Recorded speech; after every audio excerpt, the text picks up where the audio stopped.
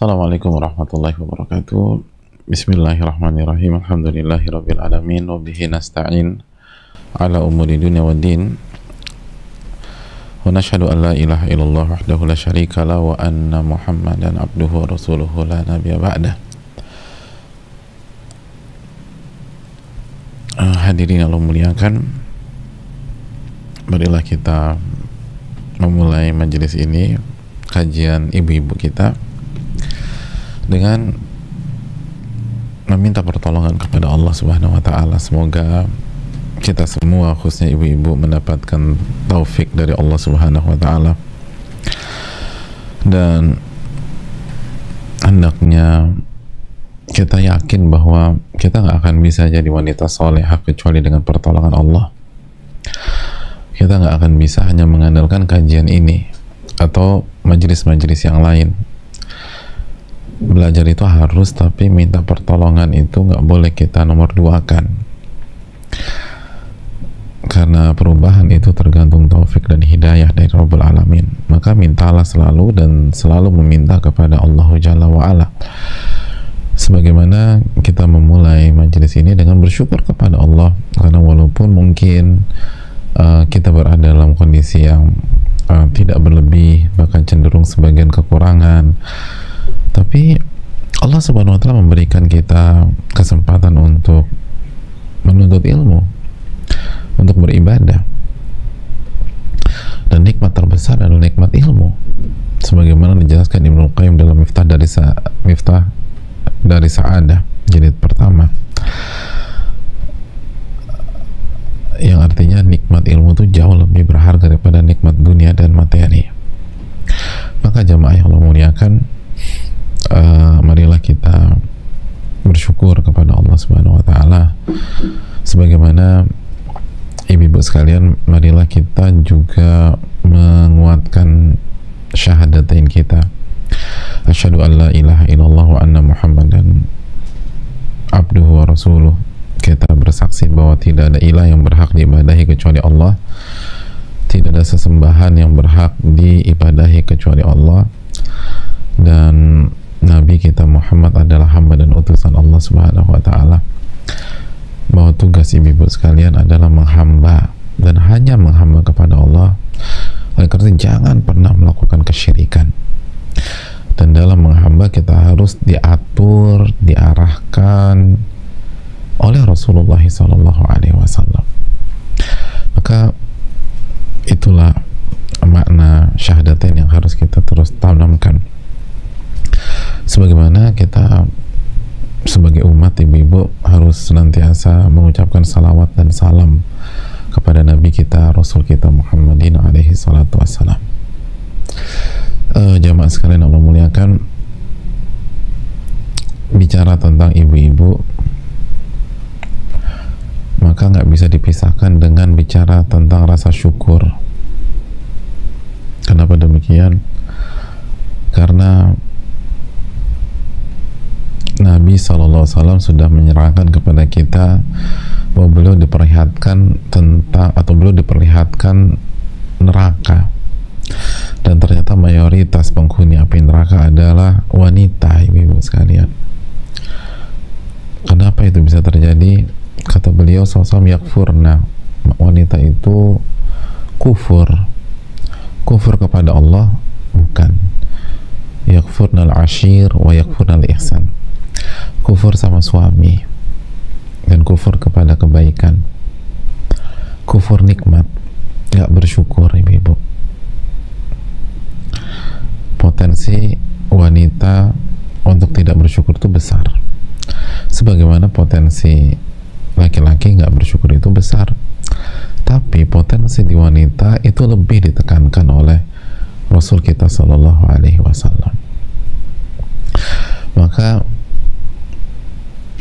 kufur nikmat adalah bahaya laten bagi kaum Hawa, harus dijadikan musuh besar dalam kehidupan kita sebagai seorang wanita. Dan nasihat, materi, kajian tentang rasa syukur itu harus jadi menu yang ditunggu dan dinanti oleh para wanita. Menu yang harus selalu dipilih gitu loh, menu yang harus selalu dipilih dan harus menjadi salah satu main course kita nih gitu. Menunya apa? Rasa syukur. Karena sekali lagi itu warning yang sangat tajam dari Nabi kita SAW. Aku diperlihatkan neraka dan mayoritas penghuninya adalah wanita. Nah, jadi jamaah sekalian yang Allah muliakan, hari ini kita akan bersama Al-Imam Ibnul Qayyim rahimahullahu ta'ala.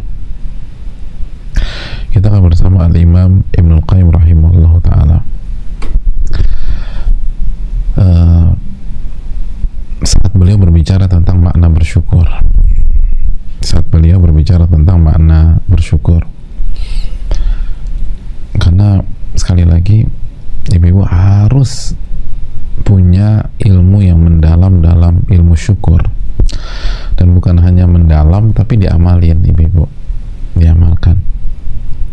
Nah, agar ilmunya semakin dalam ya, pada kesempatan kali ini kita langsung bersama dengan salah satu yang terbaik dalam ilmu hati, yaitu Al-Imam Ibnul Qayyim rahimahullahu ta'ala. Beliau rahimahullahu ta'ala, Al-Imam Ibnul Qayyim dalam kitab beliau yang sangat luar biasa, Madarijus Salikin, disampaikan bahwa wa ma'ani syukri thalathatu asya'. Beliau membawakan keterangan penulis kitab Al-Manazil bahwa makna dari sifat bersyukur, makna dari karakter bersyukur itu terdiri dari 3 hal. Jadi bersyukur itu maknanya itu ketiga hal berikut ini, ibu. Jadi ibu nggak akan bisa jadi wanita bersyukur kalau ibu nggak mengerti 3 hal ini, karena makna bersyukur itu akan mengalir ke 3 hal ini ya. Jadi perlu nih kita tahu, dan langsung dari pakarnya nih, bu, langsung dari pakarnya, dan dari salah satu buku terbaik dalam bab ini, yaitu Madarijus Salikin. Yang pertama kata para ulama, ma'rifatun ni'mah. Ma'rifatun ni'mah. Makna syukur yang pertama adalah mengenal sebuah kenikmatan. Jadi mengenal sebuah kenikmatan. Itu yang pertama.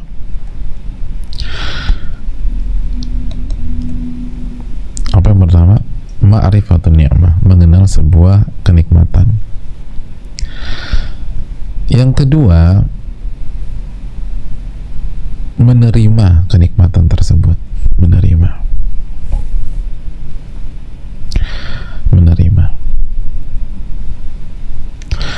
Lalu yang terakhir, as-sana, memuji. Memuji kenikmatan tersebut, atau memuji karena kenikmatan itu, maaf, memuji saat diberikan kenikmatan. Itu mungkin memuji saat diberikan kenikmatan.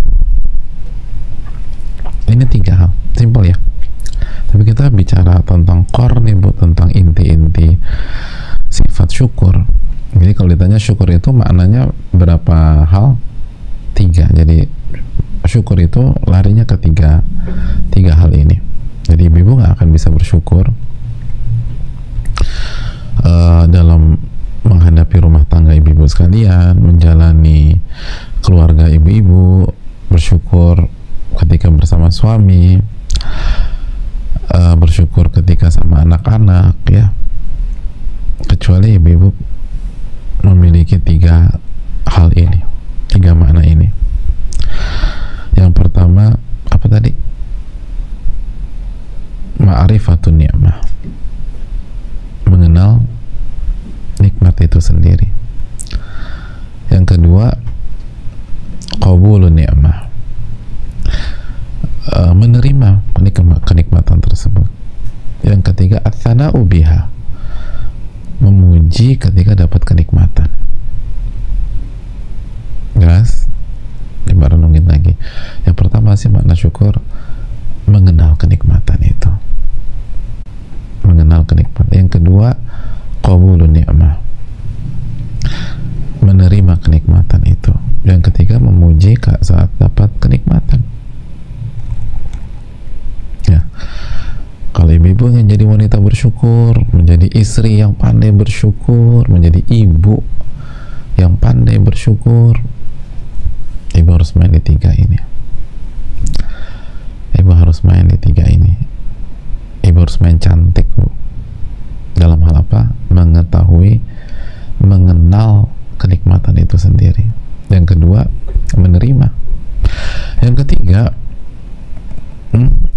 memuji. Oke. Masya Allah. Ya, hadirin Allah muliakan. Kita masuk satu-satu. Apa sih yang dimaksud mengenal sebuah kenikmatan? Dan apa korelasinya dan pengejawantahan dalam kehidupan sehari-hari kita sehingga kita menjadi wanita yang penuh rasa syukur? Hadirin Allah muliakan, kata para ulama, kata Imam Ibnu Qayyim, mengenal kenikmatan itu berarti ihdharuha fi dzihn, menghadirkan nikmat hal tersebut sebagai sebuah kenikmatan di dalam benak kita, di dalam pikiran kita, di dalam hati kita, wa musyahadatuha wa tamyizuha, dan menyaksikan hal tersebut sebagai sebuah kenikmatan dan benar-benar bisa membedakan bahwa ini tuh nikmat gitu loh. Ini bukan musibah, ini tuh nikmat. Ini bukan bencana, ini itu nikmat gitu loh. Nah, itu kemampuan itu tuh. Kemampuan tersebut. Kenapa kita sering gagal jadi wanita yang bersyukur? Kenapa kita sering terjatuh dan kurang bersyukur? Karena kita kurang pandai dalam mengenal sebuah kenikmatan, dan seringkali agak-agak kelamaan gitu loh. Kalau bahasa sebagian ibu agak lemot-lemot gitu. Kenikmatannya tahun berapa, baru sadarnya tahun berapa. Oh, ternyata itu nikmat ya, gitu. Jadi ketika kita tidak mampu mengenali sesuatu sebagai sebuah kenikmatan, ya kita nggak bakal bersyukur gitu aja, ya nggak sih? Kalau kita tidak mengenali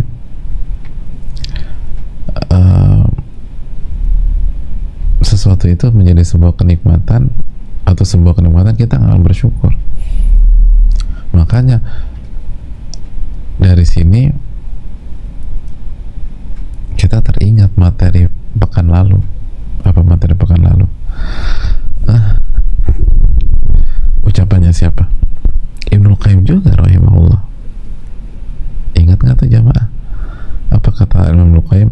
Man lam yara ni'matallahi alaihi illa fi ma'kalihi wa malbasihi wa afiyati badanihi wa qiyami wajhihi baina nas falaysa lahu nasibun min hadzal nur alladhi yujibul yaqadhah faistanirul qalba bi. Barang siapa yang tidak melihat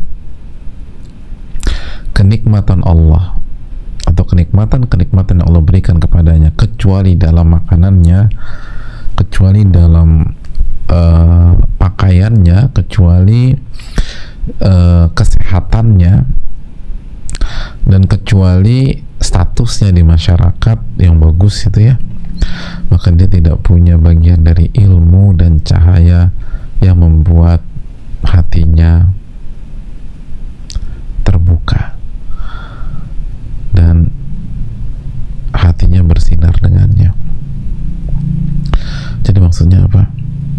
Maksudnya kata Ibnu Qayyim, fa ni'matullahi bil Islam wal iman wa jadbi 'abdihi ila al-iqbali 'alaihi wa tana'umi bi dzikrihi wa taladzuz bi ta'atihi wa a'dhamun ni'am. Karena nikmat Allah yang berupa Islam, berupa iman, berupa hidayah agar seorang hamba itu menghadap dan kembali kepada Allah, lalu kenikmatan ketika mengingat Allah, lalu kelezatan ketika mengerjakan ibadah, semua itu adalah kenikmatan terbesar. Kenikmatan terbesar, lebih besar daripada nikmat sehat, nikmat baju, nikmat gamis, nikmat makanan, dan nikmat status sosial kita di masyarakat. Ingat kan kajian yang lalu? Nah, kita kembali ke materi kita hari ini. Ibu-ibu sekalian, makanya jangan pernah bisa bersyukur kalau kita kurang mengenal nikmat itu sendiri. Ketika kemampuan kita dalam mengidentifikasi nikmat Allah itu lemah, maka otomatis kita nggak bersyukur sama Allah, gitu aja. Maka kemampuan yang harus ibu-ibu miliki agar menjadi wanita yang penuh dengan rasa syukur, pandai bersyukur, dan akhirnya insya Allah masuk surga adalah kemampuan identifikasi, kemampuan mengenal apa? Mengenal sebuah kenikmatan. Semakin skill ibu dalam mengenal kenikmatan dalam, tajam, luas, maka ibu-ibu sekalian semakin berpeluang menjadi wanita yang bersyukur, gitu. Dan semakin kita gagal paham dan rada-rada lambat dalam mengenali itu sebuah kenikmatan, semakin kita bersyukur.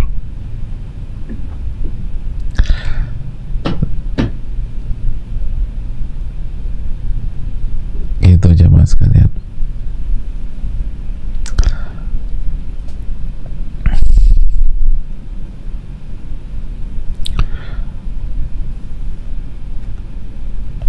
Hadirin Allah muliakan,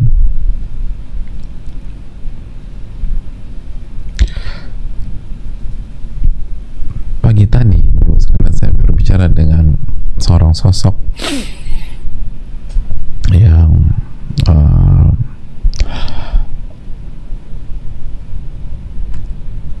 hari ini Allah kasih taufik kepada beliau, dan semoga Allah terus menjaga ya, sehingga beliau bisa bersikap yang muafak gitu loh. Muafak tuh sikapnya tepat karena Allah kasih taufik gitu. Itu istilah di sebagian komunitas di dunia ilmu, Bu.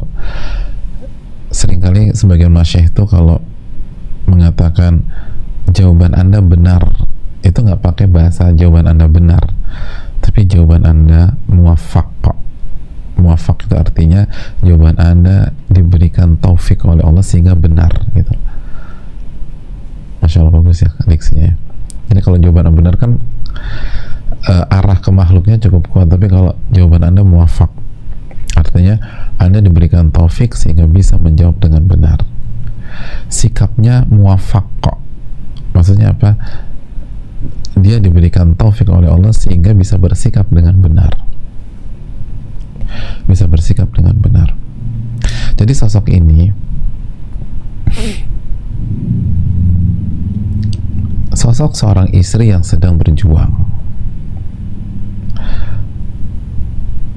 mengejar cita-citanya untuk bisa menjadi wanita yang soleha, istri yang soleha, lalu bisa menuntut ilmu, bisa mengamalkan, bisa jadi faquhu gitu ya. Dan kendalanya nggak mudah, tapi alhamdulillah Allah kasih pertolongan kepada beliau. Nah, jadi bisa bersikap dewasa, bijak gitu loh, berusaha menilai dari banyak angle, pokoknya banyak sikapnya muafak dengan izin Allah Subhanahu wa taala.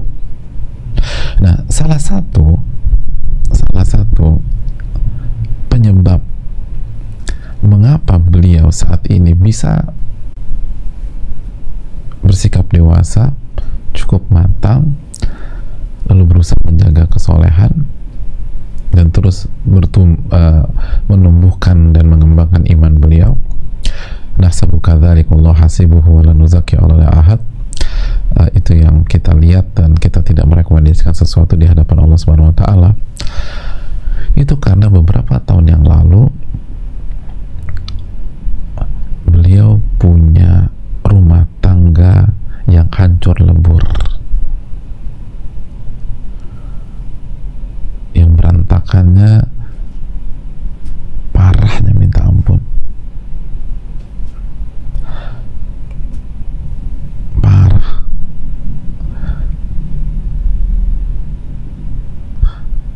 Dan bukan sekali gagal, lebih dari satu kali gagal.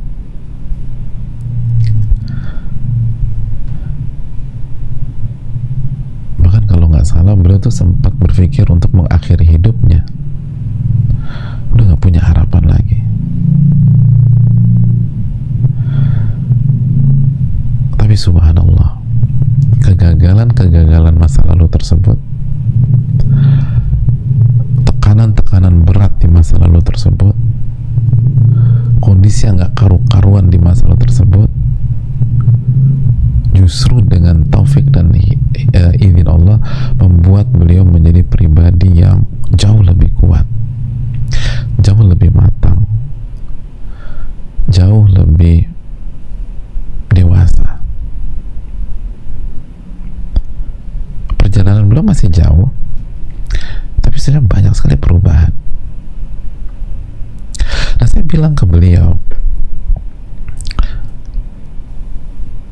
fima makna, Bu, waktu beberapa tahun itu, waktu lagi gagal tersebut, lagi benar-benar bom meledak gitu ya, bom kehidupannya meledak, huru hara, hati nggak karu-karuan.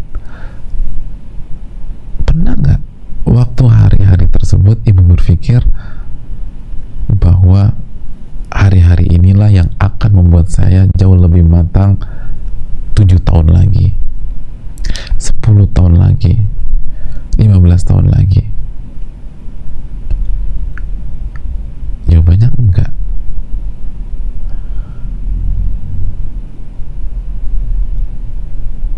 Beliau pikir waktu itu hidupnya udah tamat, udah selesai, dan udah nggak ada kebahagiaan, nggak ada harapan, dan seterusnya. Padahal itulah salah satu faktor terkuat membuat beliau seperti sekarang. Berarti jamaah sekalian, ketika beliau nangis pada saat itu, ketika beliau merasa hancur pada saat itu, ketika beliau merasa tidak punya harapan pada saat itu bukan karena kegagalannya, tapi karena belum punya ilmu sehingga tidak bisa membaca bahwa hal tersebut adalah jalan kenikmatan.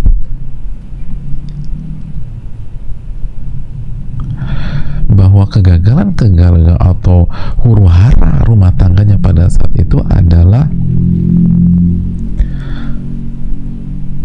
cara Allah Subhanahu wa ta'ala atau hikmah dari Allah Subhanahu wa ta'ala untuk membuat beliau lebih baik lagi, lebih dewasa lagi, dan pada akhirnya itulah yang menuntun beliau kepada hidayah yang hari ini harus beliau pertahankan.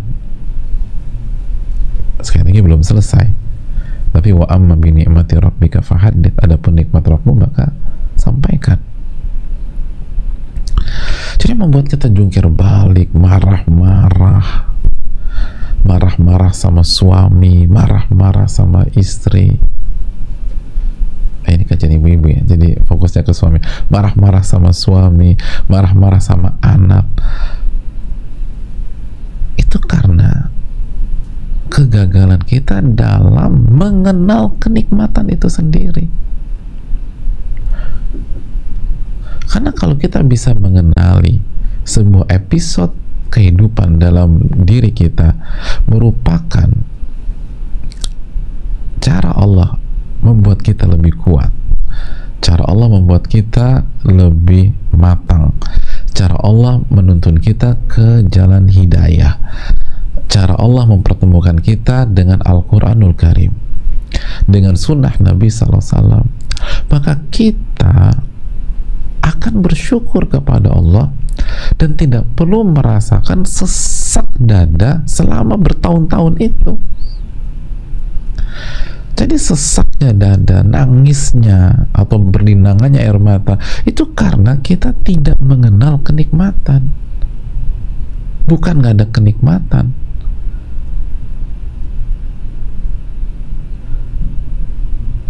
Sekarang aku bahagia, Ustadz. Loh, sebenarnya nikmatnya bukan hanya sekarang, dari dulu. Tapi kita nggak bisa mengidentifikasi. Akhirnya berlalu begitu saja. Dan lebih menyedihkannya bukan berlalu begitu saja, kita nyesek dengan hal yang seharusnya kita syukuri. Bayangkan, dalam nggak tuh? Kita nyesek, kita nangis karena sebuah hal yang seharusnya kita syukuri. Dan ketika saya tanyakan itu kepada beliau akui, iya benar itu faktor itu, Ustaz. Dan saya nggak kepikiran dulu. Dan bukankah itu sering terjadi dengan kita? Bukankah itu sering terjadi di dunia ibu-ibu? Ibu-ibu menangisi sesuatu yang kalau 5 tahun lagi kita melakukan sebuah muhasabah, 5 tahun ke depan kita melakukan sebuah introspeksi diri, maka kejadian yang hari ini membuat kita nangis, itu kita syukuri. Ya Allah, kalau nggak begitu saya nggak akan seperti ini. Gitu jemaah. Saya nggak akan seperti ini. Saya bersyukur banget.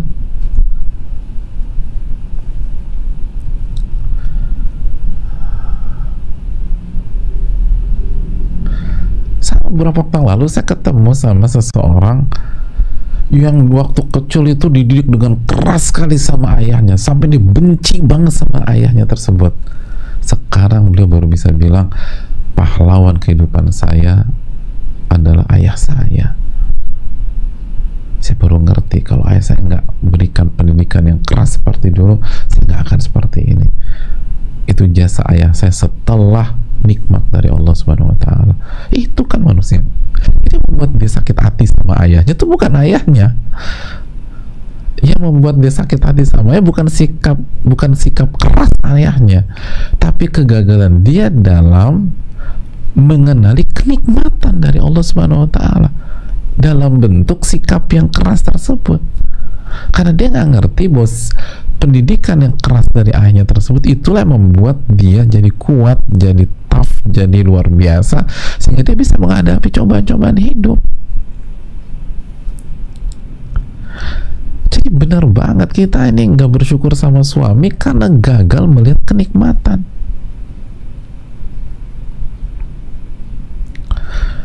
Gagal melihat kenikmatan. Simpel aja. Ketika kita ditakdirkan oleh Allah punya suami yang nggak pernah mengucapkan terima kasih dan tidak pernah menghargai upaya kita jadi istri yang solehah di hadapannya, semua suguhan kopi hitam yang kita berikan kepada dia tidak pernah berbalas ucapan terima kasih. Nggak ada tuh terima kasih beb, jangankan beb, terima kasih aja nggak pernah udah nggak pernah bilang terima kasih, nggak pernah mengatakan aku bersyukur banget punya suami seperti kamu, punya istri seperti kamu. Hadirin Allah muliakan, suami seperti itu nggak benar, jelas nggak benar. Tapi bukankah salah satu hikmahnya itu cara Allah melatih keikhlasan dalam diri kita, sehingga kita tumbuh sebagai pribadi yang tidak mengharapkan pamrih dari manusia. manusia. Kan kita nggak mikir ke arah sana ya, akhirnya kita sebel, kesel. Ini karena kegagalan kita mensyukuri nikmat Allah dan mengenali nikmat Allah tersebut. Ya Allah, lu baik banget ya sama saya, jadi begini nih alurnya, begitu.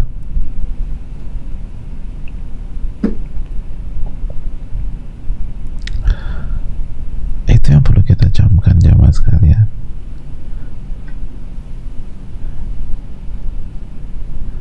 Itu yang perlu kita renungkan. Ada seorang wanita diceraikan sama suaminya pada saat dia begitu mencintai suaminya, diceraikan sama suaminya. Bisa jadi itu nikmat Allah, karena itu adalah cara agar kita lebih cinta kepada Allah daripada kepada makhluk. Tapi kan karena kita gagal dalam mengenal kenikmatan, akhirnya kita sebel, kesel.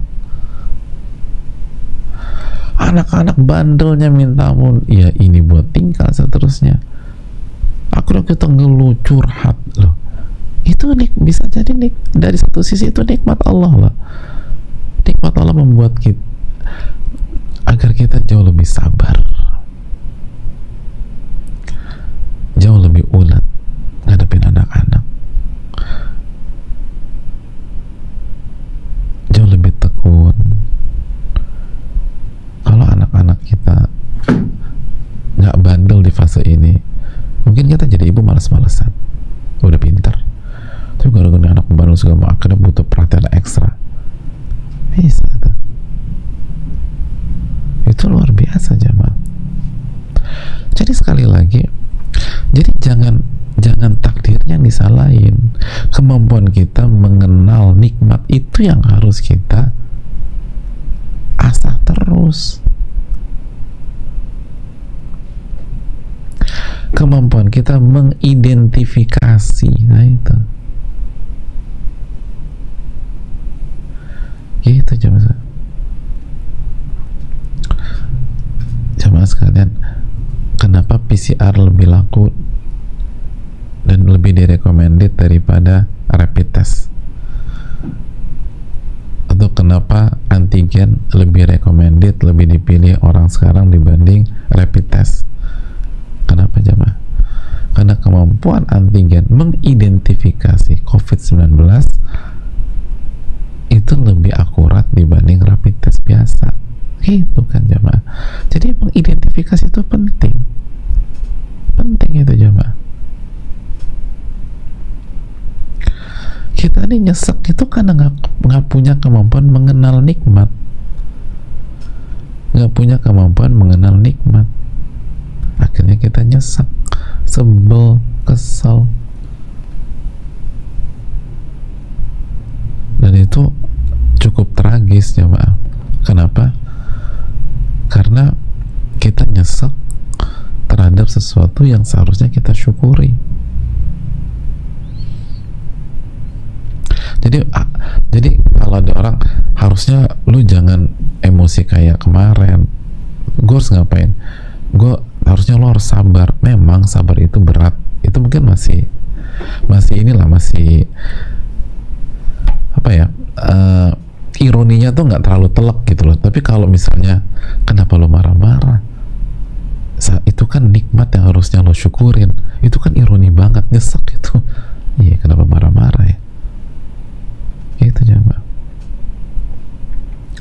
itu nikmat Allah Subhanahu wa ta'ala yang harus kita syukuri.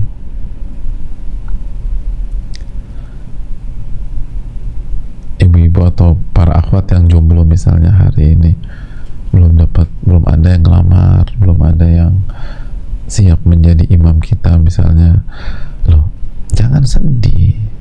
Ini kan bisa di satu sisi nikmat Allah Subhanahu wa ta'ala agar kita punya waktu untuk persiapan, punya waktu untuk belajar, punya waktu untuk lebih mendewasakan diri, punya waktu untuk mematangkan diri, sehingga jika waktunya itu tiba kita bisa menjadi istri yang tangguh dengan izin Allah Subhanahu wa taala. Jadi bersyukur, bukan panik. Aduh gimana Pak Ustadz, aku udah gelisah nih, udah 35 belum ada yang melamar aku. Santai aja, kok harus gelisah? Itu ngeliat dari sisi kemampuan mengenali kenikmatan, itu penting. Kemampuan mengenali sebuah kenikmatan itu sangat penting. Jelas ini jamaah sekalian, dan itu harus musyahadatuha. Jadi harus kita letakkan di diri kita, di hati kita, dan kita saksikan terus gitu loh. Ya, ini kenikmatan, ini tuh kenikmatan, ini tuh ternyata kenikmatan, ternyata ini kenikmatan. Jadi kalau saya nggak dapat masalah ini, saya nggak akan ketemu pengajian ini nih. Ini kenikmatan berarti. Kalau saya nggak kena penyakit ini, saya nggak akan kembali kepada Allah. Ini jalan kenikmatan. Jadi benar-benar musyahad, disaksikan gitu. Itu syukur, kemampuan dalam melihat dan mengenal. Yang kedua, qabulun ni'mah. Yang kedua adalah menerima nikmat. Artinya apa? Simak baik-baik keterangan Ibnu Qayyim. Artinya adalah talaqqiha minal mun'im bi idharil faqr wal faqa ilaiha. Ini penting banget Ibu sekalian. Kalau ingin jadi orang yang bersyukur, jadi wanita yang ingin bersyukur, maka kita harus punya mental menerima nikmat tersebut dari Allah dengan selalu menghadirkan perasaan tidak pantas, perasaan fakir kepada Allah, perasaan butuh kepada Allah. Dan ketika Allah kasih itu kepada kita, bukan karena kita pantas, bukan karena kita layak, bukan karena kita berhak, tapi itu semata-mata karena karunia dan taufik dari Allah Subhanahu wa taala.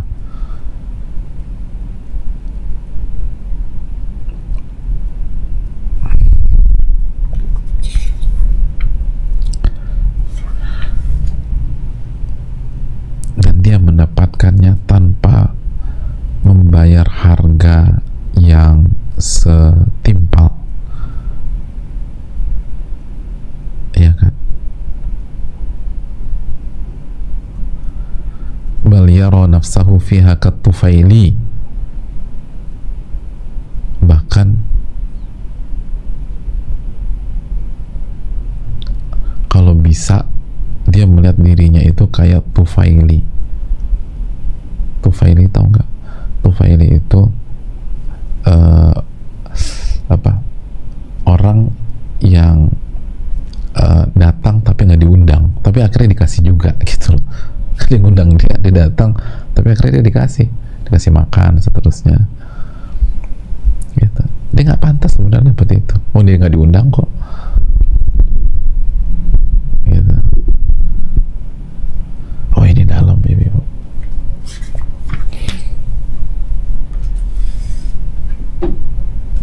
Dalam ini jamaah.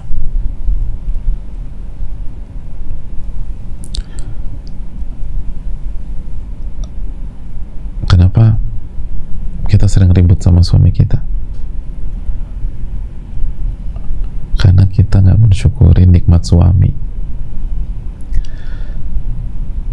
yang Allah kasih pada saat ini.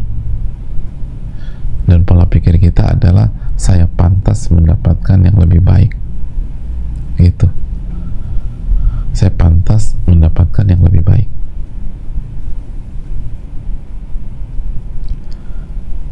Akhirnya suami kita udah jungkir balik berusaha berbuat baik kepada kita, tetap aja kita nggak nengok, tetap aja kita nggak bersyukur. Kenapa? Karena di bawah ekspektasi kita, di bawah tuntutan kita, dan masih di bawah harapan kita. Itu kan jemaah. Suami kita udah berusaha baik sama kita misalnya nih, sama sekali nggak bersyukur, terus nyalain suami, kenapa kamu gini, kenapa begini, karena itu tadi, karena kita tidak qabul, tidak menerima nikmat tersebut dengan benar. Menerima nikmat dengan benar itu, kalau dalam konteks istri ya misalnya, kita tanamkan pada diri kita, saya ini butuh pemimpin, saya butuh suami,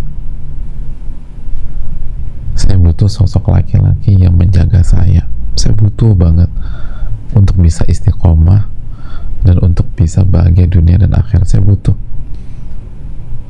karena wanita itu lemah sehingga terlalu riskan untuk hidup tanpa pemimpin. Mungkin bisa hidup secara duniawi, tapi secara iman, secara ketakwaan, beratnya minta ampun. Wanita itu fitrahnya dipimpin. Saya butuh nih, gitu. Udah sampai di sini, terus kita tanamkan lagi. Dan kalau Allah kasih suami ke saya, itu bukan karena saya pantas menjadi seorang istri, atau saya sudah berhasil membayar harga untuk mendapatkan suami. Enggak, itu murni karena Allah sayang sama saya. Masih ada banyak wanita di dunia ini yang lebih pantas menjadi istri suami saya yang sekarang. Ada ribuan atau ada ratusan wanita di luar sana yang lebih pantas berada di posisi saya saat ini. Betul suami saya banyak kekurangan, tapi saya pun juga nggak layak bagi dia. Betul suami saya banyak kekurangan, tapi kalau hitung-hitungan masih banyak wanita yang lebih layak menjadi pendamping dia. Ini semua nikmat dari Allah. Saya dapat suami kayak begitu bukan karena saya layak, bukan karena saya wanita yang layak yang pantas diperebutkan, tapi ini semua nikmat dari Allah. Maka saya bersyukur banget sama Allah. Udah deh, saya nggak mau nuntut apa-apa, saya hanya mau syukuri yang dikasih sama suami saya. Biarin aja dia pelit gitu misalnya, tapi Pak, saya juga nggak pantas dinikahin dia aja, saya nggak pantas. Sudahlah, mau dikasih apa aja saya terima aja. Suami saya nggak romantis, ya saya juga nggak pantas juga. Dipersunting aja nggak pantas, apalagi dapat kata-kata mesra dari dia. Nggak apa-apa deh. Ibu bayangin kalau ibu punya mental begitu, gimana kualitas ibu-ibu. Ini kan kita nih terlalu sombong jamaah sekalian. Saya ini pantas begini, terus diprovokasi gitu loh sama teman-teman yang nggak soleha. Udah minta cerai aja udah. Udah. Hadirin Allah muliakan. Kan begitu jamaah.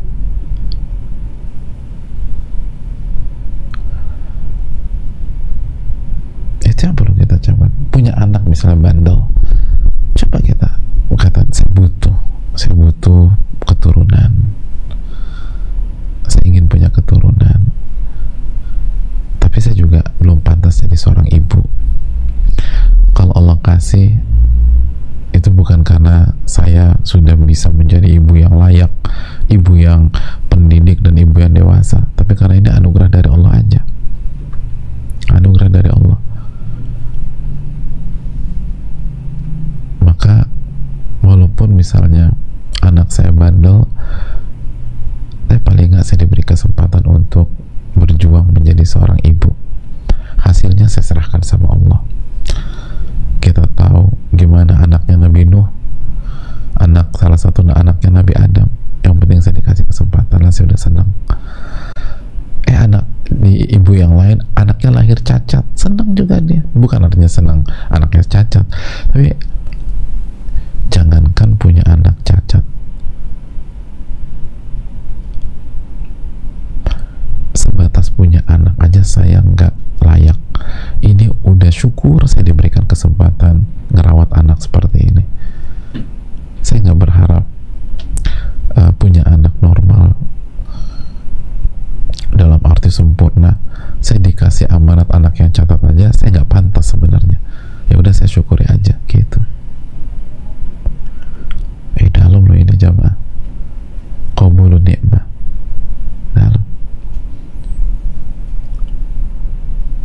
dalam Masya Allah. Kalau kita bisa punya kita bisa main di level ini, hidup kita plong. Ada jamaah tuh ibu-ibu mau huru hara ke rumah tangga kayak apapun, plong aja tuh, plong aja hidup tuh, enak hidup tuh jamaah. Emang saya nggak pantas kok, ini udah syukur alhamdulillah. Allah mau cabut aja memang layak, saya nggak pantas. Allah kurangin aja saya masih nggak pantas gitu. Maka ini tuh udah luar biasa. Pernah nggak sih kita mikir begitu? Nah ini kan pentingnya ilmu tuh di sini jamaah. Dan memang Ibnu Qayyim beda ya ketika ngebahas, dan ulama kita al-manazil emang ilmu ulama tuh beda jamaah. Bisa begitu tuh kita diajak menyelami keindahan ilmu ya. Kalau kita bisa main di sini ya Allah, luar biasa itu.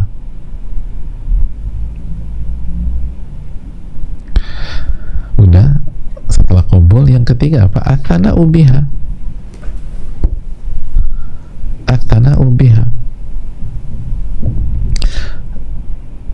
yaitu memuji ya, karena kita tahu diri kita nggak pantas gitu ya. Ya udah, nggak ada, muji aja, bukan marah-marah. Kalau kita marah-marah itu berarti kita merasa diri pantas gitu, dan itu yang akan membuat kita nggak bersyukur. Nah, jadi yang ada tuh bersyukur, muji aja tuh. Athana ubiha, alhamdulillah begini. Ya memang suami saya nggak idealis, suami saya belum masuk standar saya, tapi alhamdulillah saya dapat suami lah. Kayak gini aja nih, saya aja nggak layak loh. Syukur dia masih mau sama saya, gitu jamaah. Itu aja yang saya syukuri. Memang sih banyak kekurangan suami saya, tapi paling nggak saya nggak dilarang untuk kajian, saya nggak dilarang untuk nuntut ilmu, saya nggak dilarang berhijab gitu kan. Saya tahu teman-teman saya dan dilarang sama suaminya. Udah, nggak ada kalimat kecuali bersyukurlah sama Allah Subhanahu Wa Taala. Jadi yang ada di kamusnya cuman kata-kata pujian sama syukur gitu. Kata-kata celaan, keluhan tuh nggak ada di kamusnya, karena dari awal. Jadi step keduanya, step sebelum ini udah dimiliki, bahwa saya ini nggak pantas, tapi di waktu yang sama saya butuh. Nah itu poinnya. Ingat, qabul. Jadi qabul, menerima nikmat, tadi apa definisinya? Menerima nikmat itu dua, kita nih butuh, tapi di waktu yang sama kita nggak pantas. Orang yang butuh dan tahu diri dia nggak pantas, dikasih apa aja hasilnya muji. Nah itu jamaah, bener nggak? Ibu-ibu bener nggak tuh? Itu kan, butuh bersanding dengan merasa nggak pantas, dikasih alhamdulillah. Butuh dan merasa diri nggak pantas, dikasih berapapun responnya alhamdulillah. Waduh, masya Allah deh.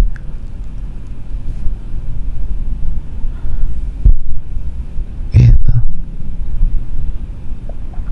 kan, demikian.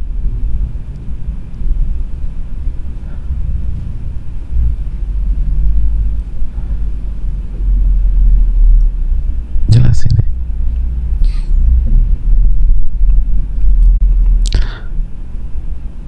Sekali lagi, butuh bersanding dengan rasa tidak pantas, hasilnya alhamdulillah. Kalau dikasih itu, lu nggak nuntut apapun, itu enggak deh, gue tau gue nggak pantas gitu. Itu sini udah seneng deh gitu. Jadi kenapa kita susah banget mengucapkan alhamdulillah, nggak bersyukur? Karena bisa jadi karena kita merasa nggak butuh atau merasa diri pantas. Nah itu. Dan ketika kita merasa diri nggak butuh atau kita merasa diri pantas, disitulah kita tidak qabul terhadap nikmat. Dan ketika kita tidak qabul, tidak menerima, disitulah kita divonis tidak bersyukur. Dan kalau kita tidak bersyukur, arahnya masuk mana jamaah? Neraka gitu.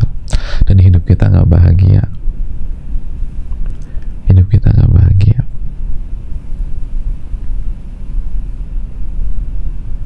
Gitu. Allah ta'ala alam. Jelas gak ini jamaah? Gitu ya.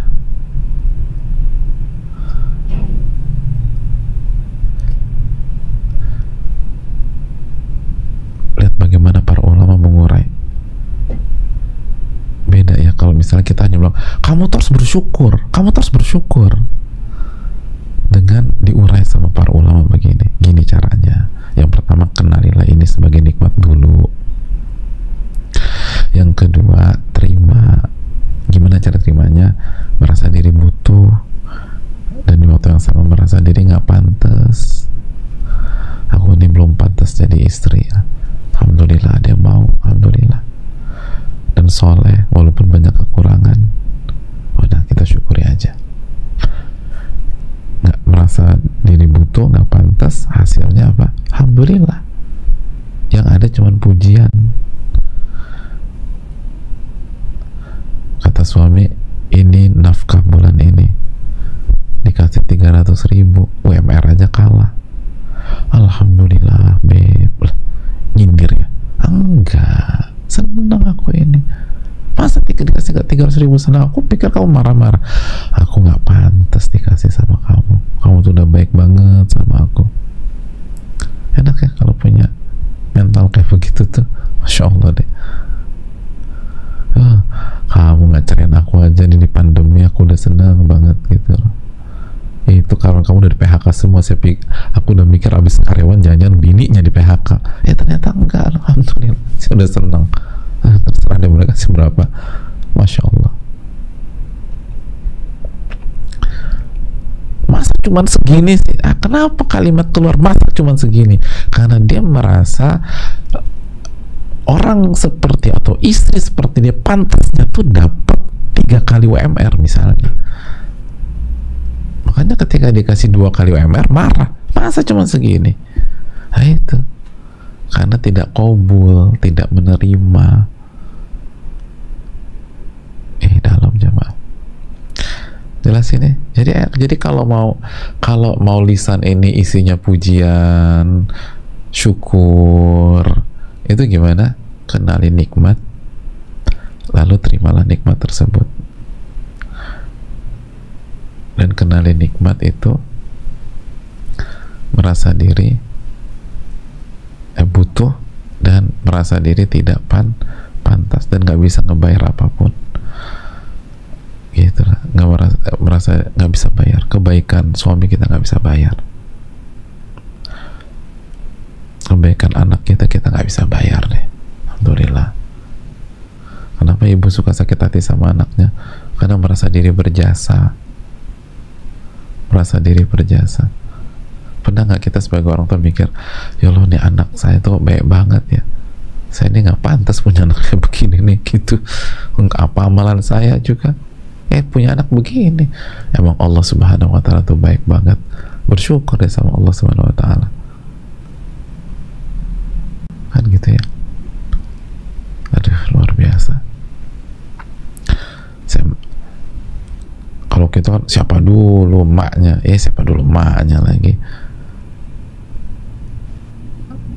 Siapa dulu mamanya? Dia nggak mikir kali ya. Itu Nabi Nuh, anaknya itu durhaka. Kalau anak yang hebat 100% tergantung orang tuanya, anak Nabi Nuh tuh berbakti Dan Nabi Nuh lebih pantas dapat anak berbakti daripada kita. Ini kan menunjukkan taufik dari Allah, taufik dari Allah. Makanya udah nih, banyak-banyak bersyukurlah sama Allah. Ini yang bisa disampaikan, coba diresapi dulu. Insya Allah pekan depan kita lanjutkan lagi, masih dalam bersyukur kepada Allah. Karena ibu-ibu ini harus kita tempa untuk jadi wanita atau wanita yang penuh rasa syukur, biar nanti dampaknya ke suami juga gitu loh. Jadi insya Allah rumah tangannya jadi baik biidznillah. Ini yang bisa disampaikan, semoga bermanfaat. Kita buka sesi tanya. Wassalamualaikum warahmatullahi wabarakatuh. Ya.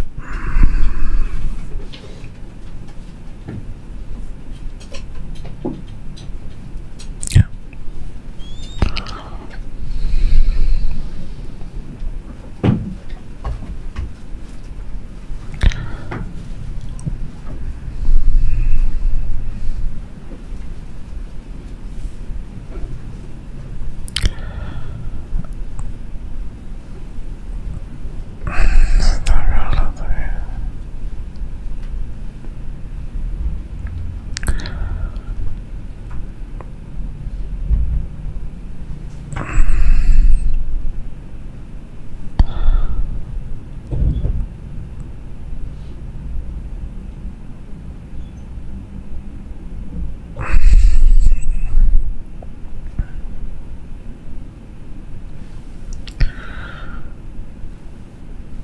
Assalamualaikum Ustaz dan seluruh jamaah. Waalaikumsalam warahmatullahi wabarakatuh. Semoga Ustaz, tim jamaah, seluruh umat Islam diberikan ketakwaan dan diselimuti rahmat dan karunia Allah Subhanahu wa taala. Amin ya rabbal alamin. Saya memiliki suami yang menafkahi saya secara materi, alhamdulillah, namun tidak melaksanakan kewajiban lainnya dan tidak mencintai Allah dan Rasulnya, sehingga saya sering merasa terzolimi. Terkadang saya suka berpikir biarlah semua orang punya tanggung jawab masing-masing di hadapan Allah dan akan menanggung perbuatannya sendiri kelak di akhirat untuk menenangkan diri saya sendiri dan bangkit lagi. Pertanyaannya, apakah itu merupakan contoh hati yang memiliki hasad? Jika ya, bagaimana cara menghilangkannya, Ustadz? Yang kedua, apakah saya termasuk orang yang kufur nikmat padahal sudah memiliki suami yang menafkahi secara materi? Ya, terima kasih atas pertanyaannya. Yang pertama, insya Allah ini nggak masuk ke kategori hasad, karena hasad itu sifat tidak suka dengan kenikmatan yang dimiliki oleh orang lain dan ingin kenikmatan itu hilang darinya. Ini kan bukan ke arah sana, ini bukan sifat hasad. Dan apakah saya termasuk kufur nikmat? Tergantung. Kalau maksudnya kita bersyukur dengan materi yang dikasih suami kita, hanya saja kita nggak suka ketika suami kita nggak cinta kepada Allah, maka ini bagus, karena ini kan hubbu fillah wa bughdhu fillah, cinta karena Allah dan benci karena Allah Subhanahu wa taala. Jadi kita tuh nggak suka dengan kondisi ini bukan karena kita nggak suka dengan suami kita, atau karena kita nggak suka kita nggak suka sama suami kita dan kita benci kepada suami kita secara pribadi, bukan, tapi karena kita nggak suka jika Allah dimaksiati. Itu poinnya, kita nggak suka kalau Allah dimaksiati. Dan solusinya apa? Berjuang dulu ibu-ibu, coba evaluasi diri. Wa ma asabaka min musibatin fabima kasabat aydikum, apapun yang menimpa kalian itu ada andil dosa-dosa kita. Surat Asy-Syura ayat 30. Coba introspeksi diri, coba beristighfar kepada Allah, coba taubat. Lalu yang kedua, ibu-ibu yang Allah muliakan, mulailah berubah dari diri kita dulu sebelum nuntut suami. Coba deh fight deh. Dan kasus dan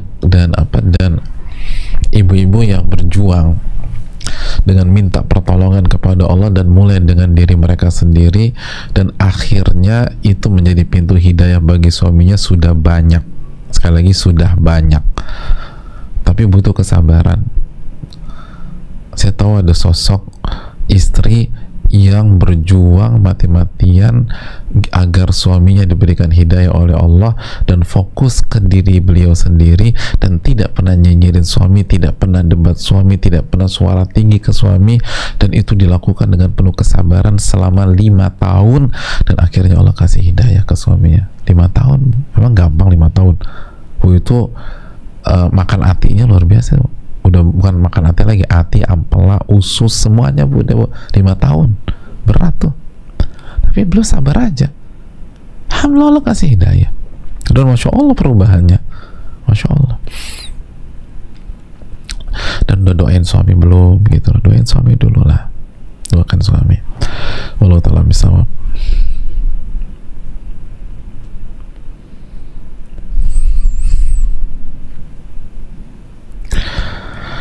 Assalamualaikum Ustaz. Waalaikumsalam. Semoga Allah selalu memberkahi dan melindungi Ustaz, keluarga, tim Ustaz, dan seluruh umat muslim di dunia. Amin ya rabbal alamin. Ustaz izin bertanya, kalau ada seorang istri yang sedang belajar sunnah sedangkan suaminya masih belum juga dapat hidayah untuk memperbaiki diri, hanya sekedar sholat 5 waktu dan dilakukan secara cepat-cepat, sehingga ia sering merasa kecewa dan kurang respect dengan suaminya karena belum bisa menjadi pemimpin yang baik di keluarga, namun tetap bersyukur dengan segala rezeki yang Allah berikan pada keluarganya. Apakah si istri berdosa mempertahankan rumah tangga hanya karena kewajiban sebagai hamba demi meraih ridho Allah, atau kasihan anak-anak karena di saat yang sama si istri merasa kecintaan terhadap suami mulai luntur karena kurang ada motivasi dari pasangan untuk bersama-sama menuju jannah? Mohon nasihatnya ya Ustaz, jazakallahu khairan. Jamaah sekalian, hadirin, gini loh, mungkin nggak kita berpikir bahwa bisa jadi justru inilah yang ditakutkan dan dikhawatirkan oleh Nabi SAW. Kan ketika mengatakan mayoritas penghuni neraka itu wanita, apa kata Nabi SAW? Masih ada redaksi hadisnya nggak? Kalau salah seorang dari kalian berbuat baik dengan istrinya ad-dahro, sepanjang masa,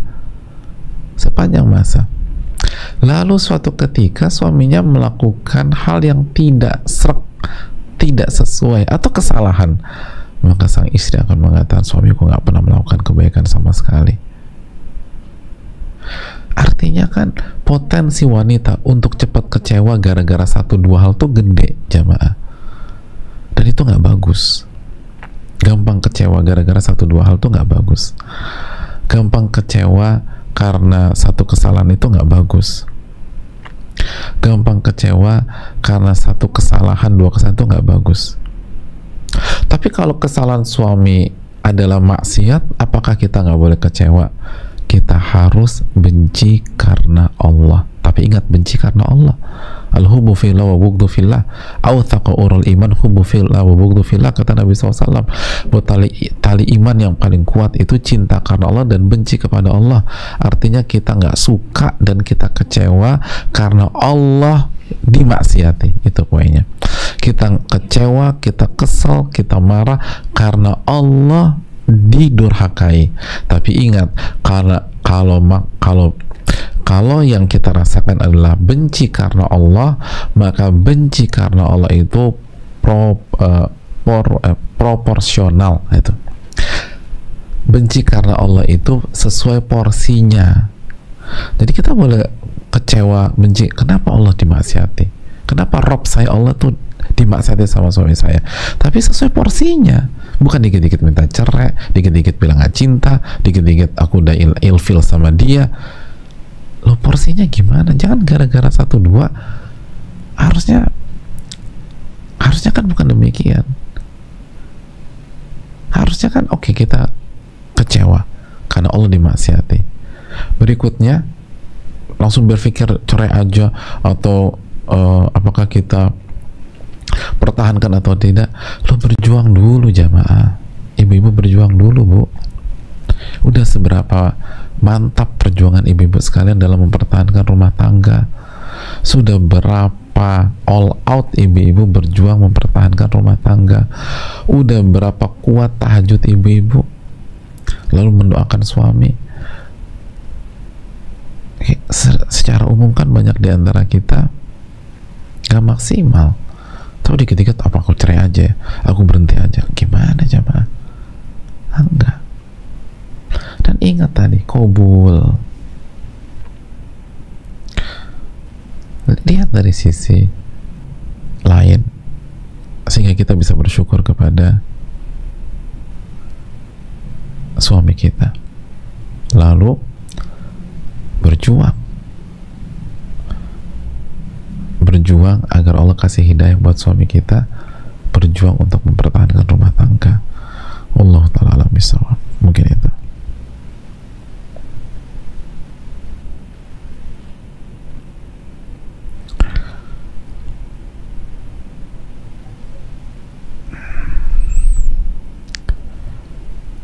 Assalamualaikum warahmatullahi wabarakatuh. Waalaikumsalam warahmatullahi wabarakatuh. Semoga Allah melindungi dan memberkahi Ustadz, tim dan seluruh umat muslim dimanapun berada, dan mengumpulkan kita di surga Allah Subhanahu wa ta'ala. Amin ya rabbal alamin. Hadirin Allah muliakan, Afan izin bertanya Ustaz tentang birrul walidain. Jika kita sudah berusaha semaksimal mungkin berbuat baik kepada orang tua atau mertua dengan mengharap ridho Allah, tetapi orang tua masih merasa kurang diperlakukan baik dan kurang ridho, bagaimana sikap kita? Jamaah sekalian, berusaha sampai mereka berdua ridho, tapi dengan dua syarat.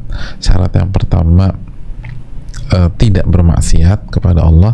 Syarat yang kedua, sesuai dengan kemampuan kita. Kalau kita sudah maksimal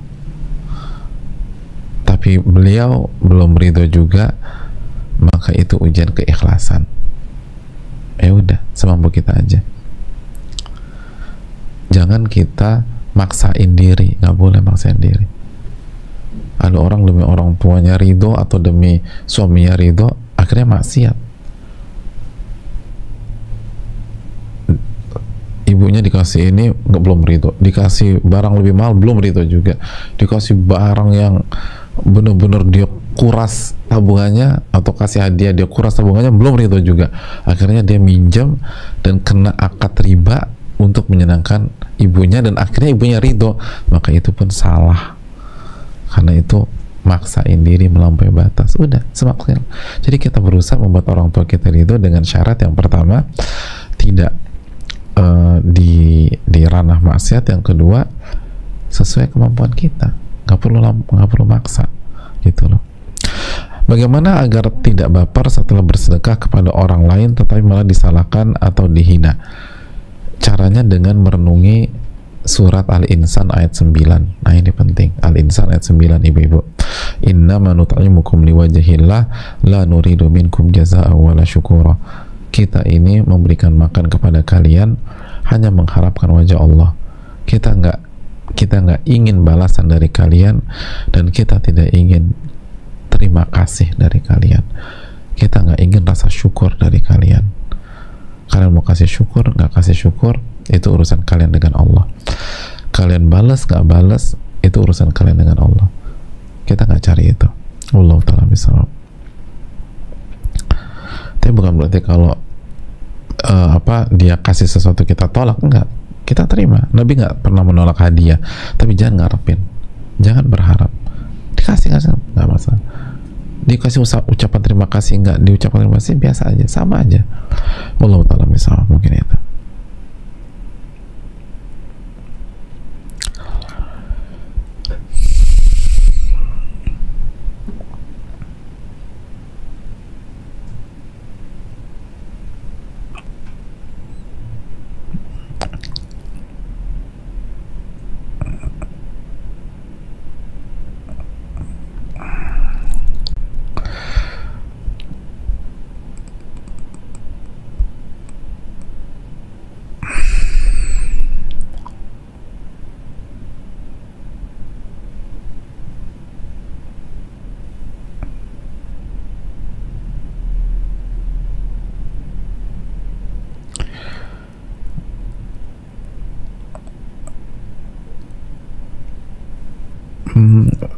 Assalamualaikum warahmatullahi wabarakatuh. Waalaikumsalam warahmatullahi wabarakatuh.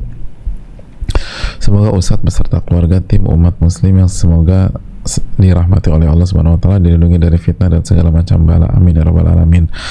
Mohon izin bertanya, tapi Afan ini keluar dari tema kajian siang ini. Bila salah satu orang tua saya sudah yatim piatu dan orang tuanya belum mengakekkannya, jadi kakeknya ya, apa yang harus dilakukan orang tua saya, Ustaz? Dan mohon bantuannya untuk masalah ini. Jazakallahu khair, barakallahu fikum wa iyyakum, jazakallahu atas adabnya. Kita tahu dalam hadis yang divalidkan oleh Syalbani rahimahullah dalam silsilah, yaitu Nabi SAW mengakekahkan diri beliau sendiri setelah menjadi nabi, setelah kenabian. Ini menunjukkan bahwa bisa mengakekahkan diri sendiri, jadi bisa mengakekahkan diri. Wallahu ta'ala bisawab, mungkin itu bisa.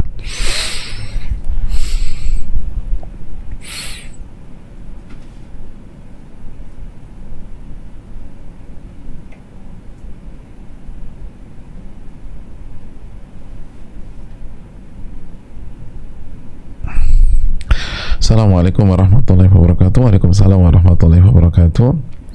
Ahsanallahu lakum, ahsanallahu ilaikum, biasanya pakai ilah. Makasih banyak atas upayanya, masya Allah. Wa hafidhukumullah wa iyyakum wa ahsana wa ahlakum, amin, wal muslimin, amin ya rabbal alamin. Makasih.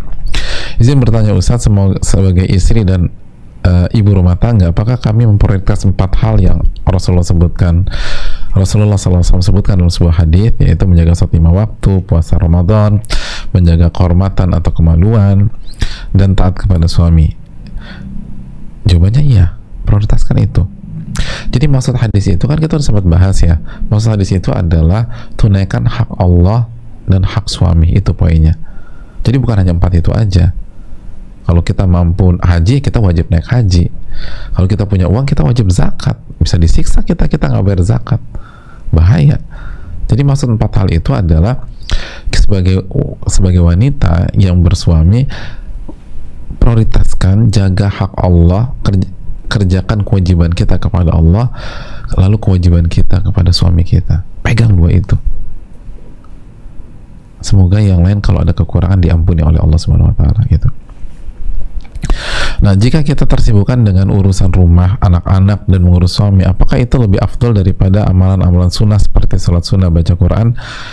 Jawabannya ya, jika memang tidak ada win-win solution. Ingat kaidah usul fikih mengatakan al-jam'u awla min tarjih amkan. Menggabungkan antara 2 dalil itu lebih diprioritaskan, lebih dikedepankan dibanding memilih salah satu dalil. Taat suami, anak-anak itu ada dalilnya, tapi sholat sunnah, rawatib, duha, baca Quran itu pun juga ada dalilnya. Jadi menggabungkan semua dalil itu lebih diutamakan daripada memilih salah satu dalil. Dan insya Allah bisa kok, bisa, biidznillah. Jangan berpikir bahwa kalau kita ngurus rumah, anak-anak, mengurus suami, kita nggak sempat baca Quran. Nggak ada cerita begitu. Baca Quran bisa. Apa susahnya baca 1 halaman per hari misalnya? Gak ada susah-susahnya. Masa iya kita sibuk 24 jam? Enggak kan? Itu kelalaian. Jadi jangan ini dijadikan dalih buat kita semua ya, khususnya buat diri saya dan kita semua. Jadi bisa kok. Jadi kalau ditanya secara satu sisi, secara kaidah boleh nggak? Jawabannya boleh gitu loh, karena yang disebutkan tadi hukumnya wajib. Lalu ditanya apakah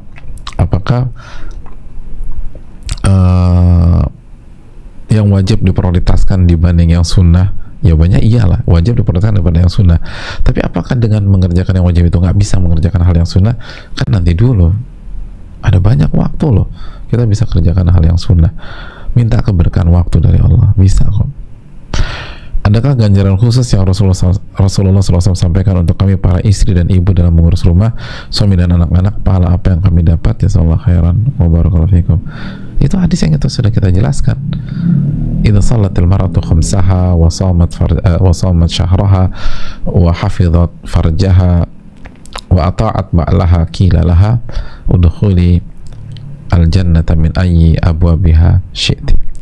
Apabila seorang wanita sholat 5 waktu, puasa Ramadan, lalu menjaga kemaluan atau kehormatannya, lalu dia taat kepada suaminya, maka akan ada pengumuman nanti pada hari kiamat, masuklah ke dalam surga dari pintu manapun yang kamu pilih, wahai wanita. Itu udah luar biasa.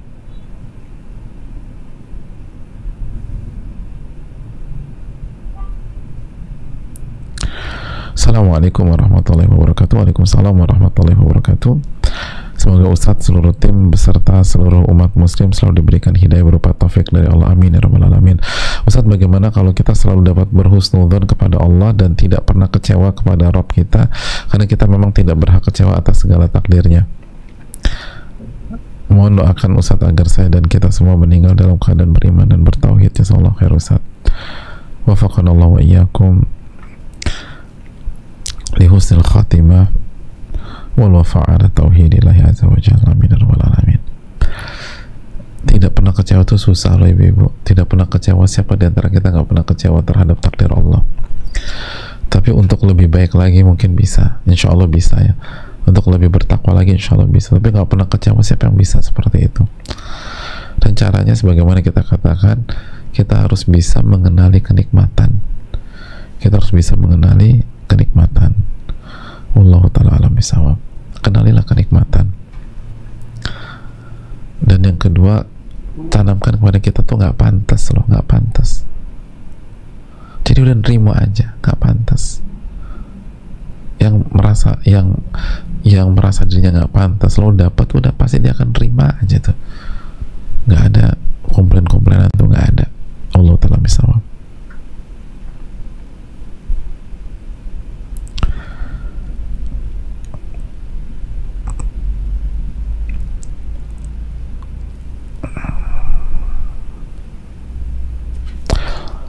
Assalamualaikum warahmatullahi wabarakatuh Ustaz. Waalaikumsalam warahmatullahi wabarakatuh. Semoga Ustaz, keluarga serta seluruh muslimin senantiasa dalam lindungan Allah Subhanahu wa taala, amin ya rabbal alamin. Ustaz ingin bertanya, saya saat ini bekerja di mana di lingkungan tempat saya bekerja kebanyakan teman-teman suka gibah antar teman. Masih dalam satu lingkungan kantor dan sedikit-sedikit suka mengeluh. Terkadang saya ikut mendengar gibahan tersebut dan saya terkadang muncul rasa takut dan khawatir kalau saya ikut terbawa mendengarkan gibahan tersebut akan timbul dosa pada diri saya, dan takut juga terbawa menjadi orang yang suka berkeluh kesah. Bagaimana cara kita menghindari dari teman-teman tersebut? Ustaz, jazakallahu khairan. Terima kasih atas pertanyaannya. Lihat kondisi ya. Yang jelas kita nggak boleh dengar itu, nggak boleh. Dan ingat hadis Riyadhus Shalihin, kalau Allah cinta kepada seorang hamba, apa kata Allah? Kuntu sam'ahu alladhi yasma'u bih. Allah akan menjaga pendengaran dia sehingga dia pada saat dia mendengar. Jadi ketika Allah mencintai kita, Allah akan buat kita nggak akan dengar itu dan akan melawan itu, dalam arti tegas ya. Nah, kita harus tegas. Jadi kalau kita biarkan itu, kita biarkan gibahan, fitnahan atau hal-hal yang buruk, maksiat itu kita dengar, itu berarti pada saat itu kita gagal disayang dan dicintai oleh Allah. Maka bertobatlah kepada Allah Subhanahu wa taala. Itu berarti kualitas kita nggak bagus. Maka bersikap tegaslah kita. Bersikap tegas. Siapa yang nggak ingin dicintai oleh Allah Subhanahu wa taala? Bersikap tegaslah. Minta pertolongan sama Allah. Dan kalau bisa nasihati, tapi dengan cara yang baik. Lalu doakan teman-teman kita semoga mereka dapat hidayah.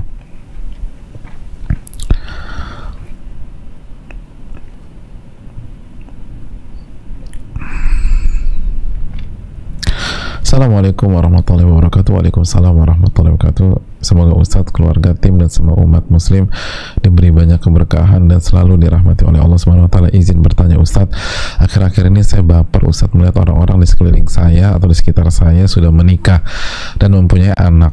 Mohon beri saya nasihat Ustadz agar saya kembali berjuang, fokus ke tujuan awal, memperbaiki diri, dan yakin kalau Allah tidak akan menyanyiakan usaha usaha hambanya. Jazakallah khair Ustadz. Ya, terima kasih atas pertanyaannya. Hadirin Allah muliakan, yang pertama,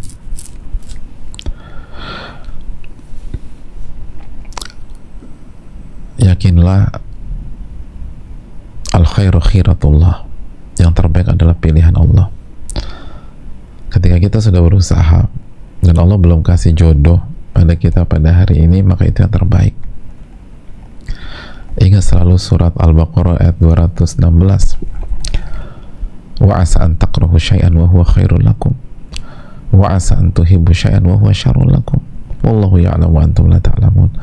Bisa jadi yang kalian anggap buruk itu baik buat kalian, dan yang baik itu buruk buat kalian. Yang kalian anggap baik itu buruk buat kalian. Allah yang maha tahu dan kalian nggak tahu apa-apa. Yakinlah ini yang terbaik, dan setiap orang itu berbeda, dan Allah yang paling tahu mana yang terbaik buat kita, kapan kita menikah, dan dengan siapa kita menikah. Sabar, itu yang pertama. Yakinlah Allah yang maha tahu dan kita nggak tahu apa-apa. Kita tuh baper karena kita sok tahu, enak ya kalau udah punya suami.